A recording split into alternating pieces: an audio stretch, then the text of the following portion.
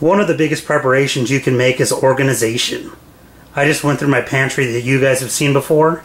I took everything out of there. I dusted the shelves, made sure everything looked good, and right now I'm getting ready to put everything back in.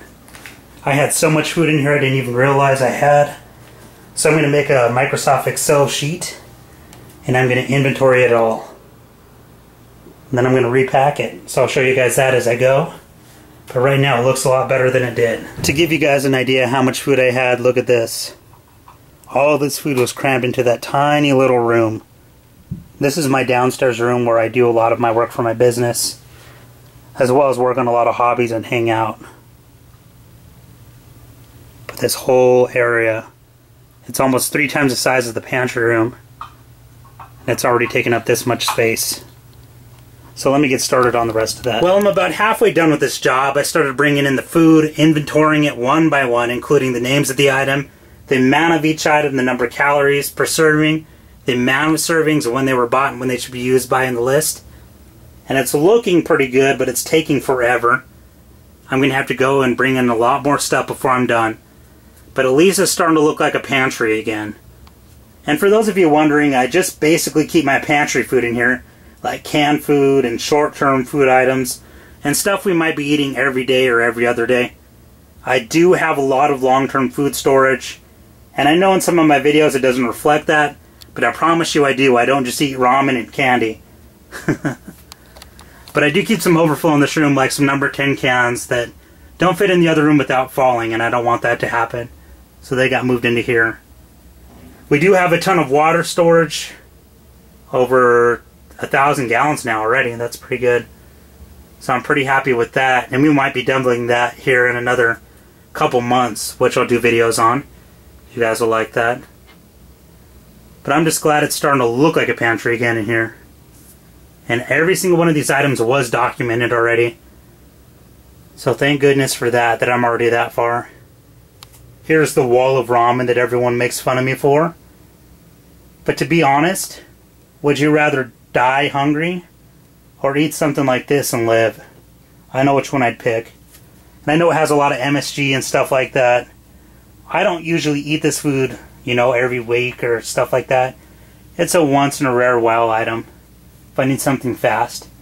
And when I do eat ramen, I tend to kick out all those little flavor packets and put in my own food. Just to show you this stuff. I still have a lot more canned food out there I need to bring in. You can see a lot of my canned meat on this shelf. Just a lot of protein, but I still need to go bring in that much more. I started reloading the shelves here. Looking a lot better than it did. And a lot cleaner. I deep cleaned this room when I was doing this. I Mylar'd like 40 bags of food today and I started loading them on the shelves. I still got like 20 bags out there to bring in. This is basically all noodles. I took them out of that crappy plastic packaging and put them in my own Mylar.